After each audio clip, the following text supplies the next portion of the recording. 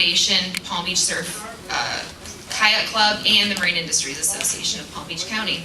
Mark is a boater, and fun fact, he actually lived on a sailboat. We were just talking about this over lunch. He lived on a sailboat in the Caribbean with his father for 4 months following college graduation. So with that, here's Mark. Thank you. And we didn't kill each other either, that's the main thing. It looks like everybody here, I recognize a lot of faces, and y'all know who the Florida Inland Navigation District is, so I'm done. No, really. I'm going to tell you a little bit about Florida Inland Navigation District, or is anybody that does not know who we are? Most people, all right, good. I'm going to hopefully by the end of this, we're kind of a small organization, and we don't have a lot of people out in the streets, but we're going to tell you a little bit about who we are, what we do, talk about some of our programs, and then I'll answer any questions at the end, if you will. We're the local sponsor for the Atlantic Intracoastal Waterway. For all those folks that know about federal projects, you have to have a local sponsor, just like the Water Management District functions as a local sponsor for, everybody can hear me, right? I've been a little sick, so I'll stand by the mic. You have to have a local sponsor for a project, just like Water Management District sponsors the Everglades, the Atlantic Intercoastal. The Florida Inland Navigation District sponsors the Intracoastal Waterway. We've got 12 commissioners that are appointed by the governor. We have 6 staff members, so there's a lot more chiefs than Indians. We levy a small ad valorem tax for the 12 counties along the east coast of Florida. We've got everyone but Monroe. And the nice thing I like to point out is our administration is less than 2% of our budget. All of our money goes into programs. We have 4 main programs. Land acquisition and management, which was what the primary thing that we were tasked to do back in the day when we were created. We do operations, we do assistance programs, we're going to talk a little bit about, and public information. We also recently, I say within the last, say 10 years, 8 years, acquired the responsibility for navigation for the Okeechobee Waterway. The Okeechobee Waterway is a unique waterway, particularly in the lake, because the lake's managed for water quality and not navigation, so it's presented some additional challenges, if you will.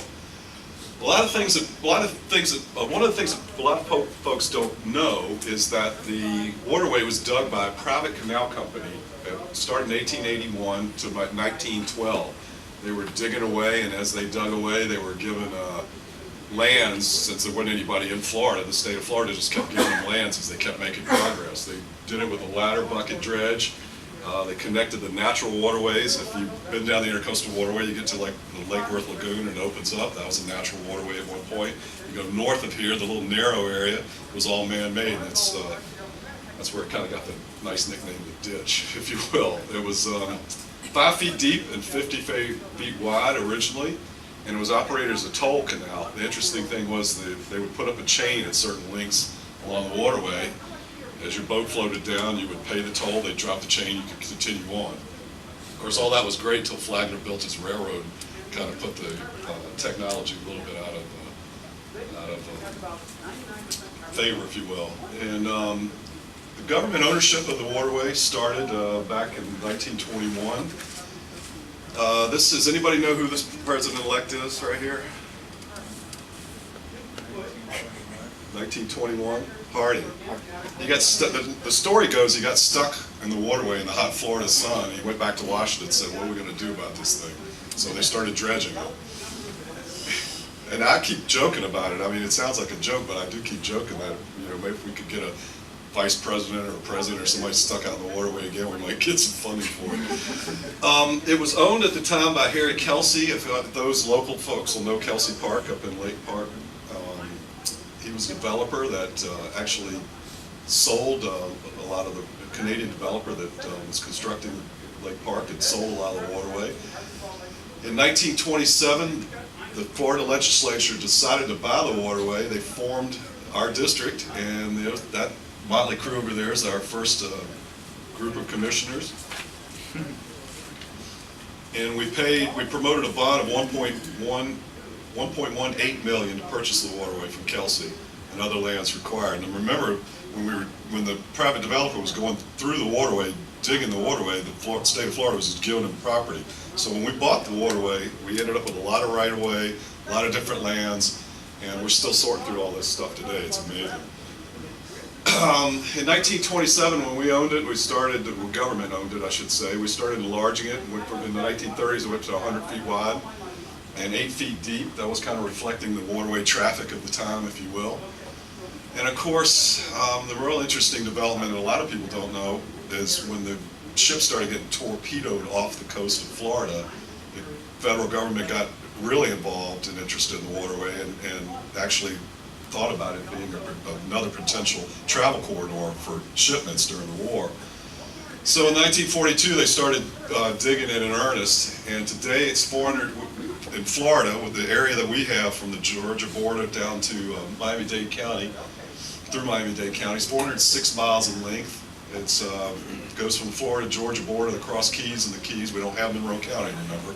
I'm not even sure they're always a part of Florida, but I definitely don't want to join the district yet. It's now 12 miles deep to when you get to Fort Pierce, and 10 feet deep, sorry, 12 feet deep to Fort Pierce, 10 feet deep from Fort Pierce to Miami, 7 feet to south of Miami, and then 8 feet for the Okeechobee Waterway. And I have to keep reminding those guys at the Okeechobee Waterway, they keep building bigger and bigger boats. I say, listen, the project's only 8 feet deep. That's the maximum depth you're going to get at low water. We had estimated cost about $12 to $14 million annually to maintain it in full function. And if you'll notice, that's the Fort Lauderdale boat show, and that was several years ago. I would suggest to you that it's even larger and more expansive now. Here we go. So our primary mission is land acquisition and management. We've got 22,000 acres of right-of-way, 35,000 acres for dredge material, and 3,500 acres for long-term dredge material management. Now remember, the interesting thing about that is we acquired a bunch of this because as the private canal company was going down through Florida cutting these areas, they were giving lands to the private canal companies. So when the state bought it, they actually acquired a lot of that property. One of the interesting things that people don't know, for instance, in Palm Beach County, northern Palm Beach County, where there's a land cut, a lot of those bottom lands are owned by private people. Some of those people have owned those private lands since the 1910s, 1920s. They don't even know they owned it. If you do it, you'll do a research, because most real estate researches go back, what, 34 years? So every now and then, some entrepreneurial guy will start trying to buy the bottom lands of the Intracoastal waterways. It doesn't really work that way. The 3,500 acres of long-term dredge material management are actually our active sites, if you will. And I'm going to talk a little bit about that program. For over the next 50 years, we have what's really unique in the dredging business, and I learned this once I started doing these regional and national events. I figured everybody was doing what we were doing. We've got a 50-year dredge material management plan, which is kind of unheard of in the dredging business. I figured everybody would be doing long-range planning, but it's you'd be surprised. We're a little bit further ahead of the game. About half of what we have to dredge, 12.5 million cubic yards, goes to 8 beach sites. All of that material is beach quality material that comes through the inlets. Those of you who were in the room earlier saw the presentation about how important inlets are to boating traffic. They're also one of our highest maintenance needs. The nice thing about it is that the majority of its beach quality goes right back on the beach. The other 12.5 million cubic yards, non-beach quality material, it's in 54 upland sites that we've purchased all the way from the Georgia border all the way down through our district. One of the nice things about what we do is the beneficial use of dredge material. This is Summer Haven Beach for those a couple of years. This is just talking about some of the projects that we've got going. We're constructing a new site up in Nassau County. We've just dredged Matanzas. We're dredging in the vicinity of Ponce Inlet right now. I think the mobilization's going to be on that in about a month. We just constructed IR2 in Sebastian. It's a huge site to use in that area. We dredge at Crossroads. All these areas around these inlets, a lot of them are dredged every 2 to 3 years. We've looked at all these inlets to see if there's some way that we can minimize the dredging in those areas, whether it's through advanced maintenance, if you will, by dredging an area larger, putting in sand traps, all of those types. So we've been, over the years, we've kind of modified our program to decrease the frequency of dredging and make it most cost effective. But there's some areas that we can't get, no matter what we do, we're still dredging every 3 years. It's the only way we can maintain the area, just because of the amount of material that comes through these inlets. Again, it's about 12 to 14 million that we estimate. For funding, we used to get some federal funding for these programs, and of course the federal government's out of money, so we still are trying to solicit federal funding, but the majority of the funding now comes from the Florida Inland Navigation District. Now, why do we do this? Those of you that are not boaters might be wondering, well, we get calls every now and then. One of the things, there's the economics, but there's also the recreational aspect of it, and we'll talk about the economics first.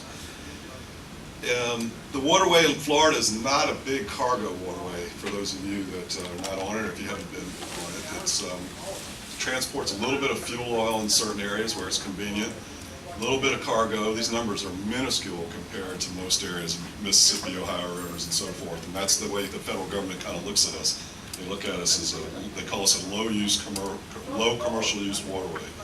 4,869 jobs, estimated 68. This is just from cargo. Now, one of the unique things about the waterway is what you can transport on it. Houses, bridge pilings, rocket boosters, large generators. That's Peanut Island in the background. I think some of you saw a picture of it earlier. This was before it was developed, and that's obviously a weekday because there's not 300 boats around there, but that's heading south.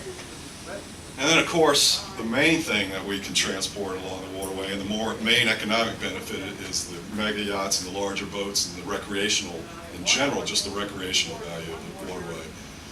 So there's about 278,000 registered vessels within our district. There's thousands of visiting vessels. We talk about all the people that come down. The snowbirds come down also by boat, for those of you that wait by the bridges and you notice it's busier in the springtime and the fall. And we estimate that makes up about 16 million vessel trips per year in our district. And then we're talking about some serious numbers now.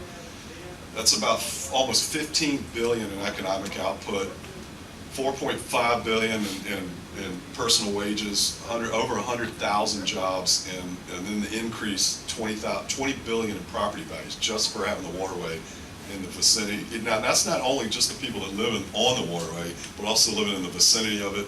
Or if you say you live down the street and you get to a park or something. Again, there's that Fort Lauderdale boat show. I gotta have to get a picture of the West Palm boat show put in here, guys.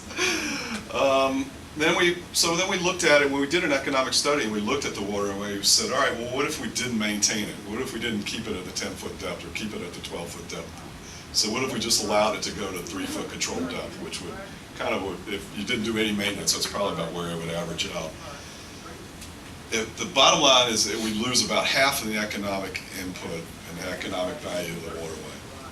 And so we did nothing. So for that 12 to 14 million that we put in each year, we're getting billions of dollars in return.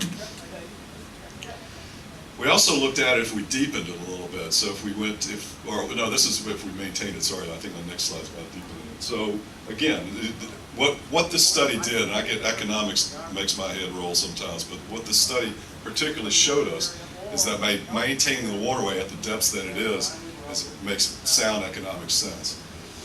And then the other thing that we do with is provide waterway access. So our philosophy is let's build it, let's maintain it, and let's get people out on it to enjoy it. We'd like to think that we've got one of the most accessible waterways, maybe in the whole country. I haven't been all over. I've been in the Northwest much. I've been up the Great Lakes a little bit. I've been up and down the East Coast, but we'd like to think that you can really get to the waterway in Florida. We've got what we call an assistance program, whereby we provide funding to local governments, both state, federal, and local governments, to do waterway improvements. These are all our different waterway categories, if you will. Since 1986, we've provided about 175 million in district assistance. It's resulted in almost 1,000 waterway improvement projects, and that's about $756 million of dollar value in improvement. So you can see that for every dollar that we put in for waterway access projects or recreational projects, we're getting what, $3 to $4 back in return. And then, of course, we've got some other smaller programs that we do to try to help maintain the waterway. We participate in Waterway Cleanups in every county. I'd like to say that when I started in 1999, we were only participating in about 4 or 5 different counties. We've got 100% participation in our waterway cleanups that we do each year. We've got a derelict vessel program, both small scale and large scale, and we do spoil island enhancements. And we also distribute a litany of information. For such a small little staff of 6 people, I think we do a really good job. And that's all I've got. I'll answer some questions.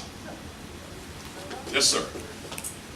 On the derelict vessels, is there any way to like prevent them from going under? You know, like you can see it's an abandoned vessel. Is there any way you can go in there before it goes above? That's a great question. He asked if there's any way to prevent derelict vessel before it sinks. I can tell you what happens is that maritime law is one of the oldest laws in our U.S. history. And some of those laws are made to protect vessels and their ownership and piracy and so forth. The law enforcement works very proactively to try to get those vessels marked or tagged or notified if they're before they become derelict. And they're doing a pretty good job. I would suggest to you if they weren't out there, that we have a lot larger derelict vessel program or problem, if you will. But I don't know if there's a certain way that just say, hey, we know this vessel's going to sink and we're going to pull it out of the water. There's just too many old maritime laws. But they are doing a pretty good job about it. The main problem with derelict vessel is state funding. They've been, when the state budget hit the skids, programs like derelict vessel funding were some of the first to go. I hear that it's coming back. I hear that Tallahassee's trying to fund derelict vessel.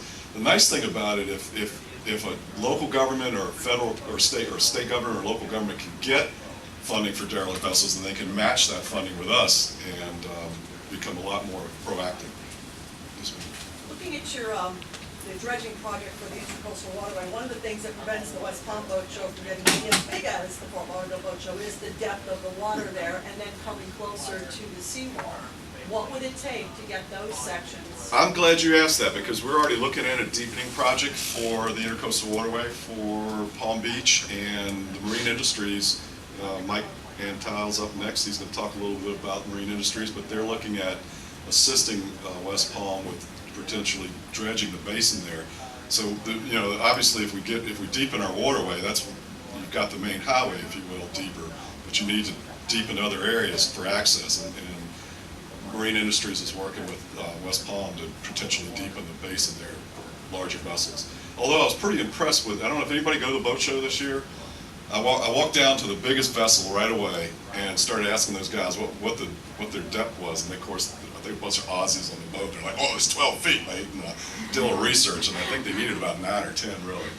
But they had to do a little spot dredging to kind of get that vessel in there, and it was called the Kismet. And that thing looked like it was like a floating city. I don't know. It's kind of, yes, sir, in the back. We're trying to increase the usage of the Intracoastal right out in front of the city of Lake Worth, the town of Lake Worth. Super.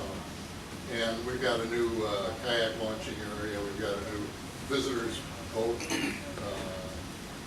dock, and we've got a launch ramp, but it's all way underutilized. We're talking about trying to get a mooring field in there. We've gotten a lot of the boats out of there, the derelict, but there's an advantage to the city to have some visiting boats and someplace to tie off. Will we talk to you about that? We can help you with that, yes, sir. Cool. We've helped assist. We've helped a couple of communities with mooring fields already, and that is one of the eligible items, and it's eligible for up to 50% cost share funding from us. And you can talk to Janet Zimmerman's in the audience, and she'll be glad to help you either right after or give us a call. Thanks. And in addition, you can match it with federal dollars called fee, and they will match Mark's funding. You can get it 100% grant funding. We don't care where you get your source of matching funds, if you will. And Jean's with the Palm Beach County, she's been very successful in getting funds to do all these wonderful projects that you see up down the county, boating access projects. Is that it? Thank you so much.